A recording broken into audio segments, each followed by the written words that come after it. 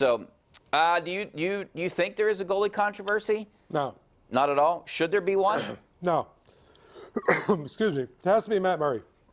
It will be Matt Murray.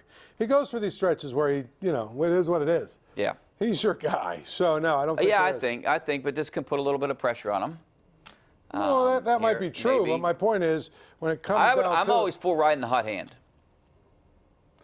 You can do that early in the season, but when push comes to shove, if Matt Murray isn't your goaltender, Then you're you're in going trouble. nowhere.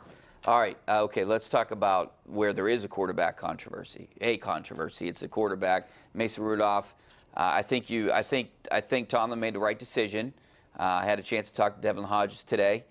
I don't know. Do you think that this is a matter of riding the hot hand? Do you think that he will be on a short leash? Yeah. Or do you think this I is think if he Devin turns Hodges? it over, if he turns it over twice in the first round, in the first quarter, we could see Mason Rudolph in the second quarter. I mean, I think here's the thing. He went with the guy, and now in this case, you do go with the hot hand. Do you know why? Because the Steelers have to win every game they can possibly win. Yeah. So you play to win. And they are basically, if you think about it, they are basically patching together these lineups every single week. And so, okay, Hodges was – here's the thing that's funny. You can create a narrative out of anything you want to create a narrative of. Hodges came in. He made a nice little pass to Jalen Samuels, for about, 10, 11 yards. Yeah. Then he threw the pass down the field to James Washington. Both safeties basically ran into each other. You know what I mean? Washington catches it, stiff arms a guy and runs 50 yards. Okay? Good. So after those two passes, Did nothing. he was 3 of 9. Yeah. In the 2 field goal drives, he was 0 for 4. The 1 field goal drive, they had 7 plays for 35 yards. 6 rushes by Benny Snell for 35 yards, and Hodges was 0 for 1. The other drive was 42 yards, 39 of which was penalties by the Bengals. So essentially, and Hodges was 0 for 3 on that drive. So essentially, in the 2 field goal drives, Hodges was 0 for 4. And they had, the 2 drives added up were 34, where they were 77 yards. Guess what? 77 yards. All 77 were either penalties or runs. I don't. So my point is, and I'm not saying that you disparage the kid, but this whole thing with duck mania, people are losing their minds. I like You know that. what I mean? It's based on 1 throw, and you know what? Duck It was season. enough to win the game. Duck season officially starts. It was enough to win the game, and that's Yeah. great. But if he doesn't, if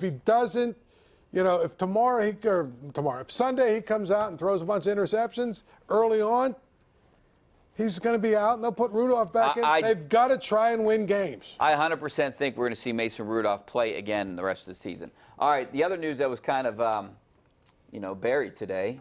The Pirates found a manager, Derek Shelton. Let's go out to Joey out in Brookline. What's up, Joey? Hey, guys. How you doing tonight? Good, thanks for calling. Yeah, I want to give kudos to the Pirates. It sounds like with the Ben Cherington move and the Derek Shelton move, they're moving in the right direction. And I was just thinking if they maybe would have hired somebody like Billy Beane, who's your boyfriend, that it could have went better.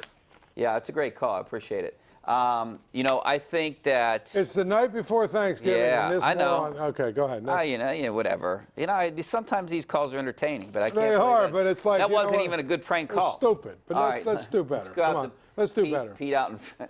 Pete's always a good call. Let's do out better. Squirrel Hill. My man, Rich, how What's you doing? up, buddy? How are you?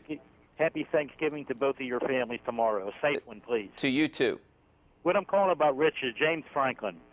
He's 1-11 at Penn State against teams ranked in the top 10. I had a conversation with Bob Pompiani about this, and Bob Pompiani thinks he's a great recruiter. 1-11 against teams in the top 10, Rich. Is that more indicative of him not being a big game coach, or he cannot recruit with the big boys? And regarding him maybe going to USC, USC is a much better job, Rich, than Penn State. Look at their history. And Yeah. USC's acceptance rate is 9%. Penn State's is 56%. You don't have to be smart to bake peachy paterno ice cream. Thank you. You know what? Thanks a lot, Pete. I appreciate it. No question. I think USC is a better job. And I definitely think James Franklin is a great recruiter. Maybe not such a great big game coach. I mean, you saw the Minnesota game. They're supposed to be a more talented team. He didn't win the game. I have problems with their offense this year. It's not as dynamic as when Joe Moorhead was there. So, but he didn't have Trace McSorley and they no, had they Saquon didn't. Barkley. That probably No, okay, helps. I get it, but You know what I Journey mean? Brown's pretty good.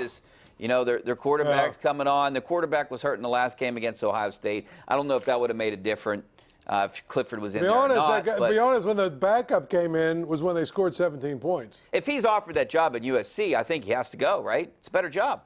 He doesn't have to go. No, but it's a better job. It's a better job everywhere in the country except for State College. I think it's a better job, of course. Yeah. But my point is, he's from, where is he from, like Huntington, PA or something? Yeah, He's from out so that he's way. from- I mean, he's home. He's probably making, what, $3 million a year or I something? think he's making 6. Whatever it is. Yeah, he's making a lot. He's doing fine. Go ahead. All right, let's go out to Ron out in Eloquip. A big win by the Pitt volleyball team, undefeated in the ACC play here tonight. First team to do that in the ACC since 2004. What's up, Ron?